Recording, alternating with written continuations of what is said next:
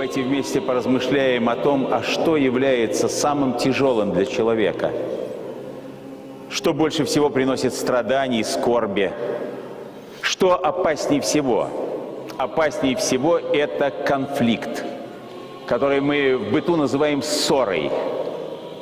И вот сегодня очень многие ученые и политики задумываются о том, а что нужно положить в основу человеческого общежития, чтобы остановить эскалацию конфликтов. Но Господь обо всем этом позаботился. Он всем нам, в нашу природу, вложил одну и ту же нравственность, которая познается через голос нашей совести. Как хотите, чтобы с вами поступали люди, так вы поступайте с ними, и точка. И можно больше ничего не говорить. Сегодня владыка Викторин рассказал нам, что происходило в городе Ижевске, как разрушался храм. Но затем же храм был воссоздан. Потому что добра больше, чем зла.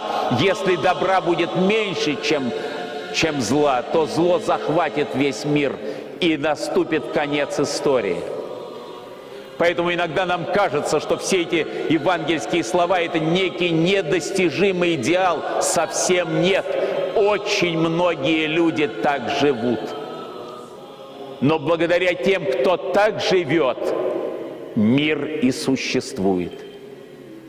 Вот потому мы и должны Слово Божие принимать серьезно, к размышлениям и к исполнению. И мир, построенный по Божьему замыслу, это прекрасный мир. И мы способны участвовать в его созидании, положив в основу жизни своей эти замечательные слова, слышанные нами сегодня.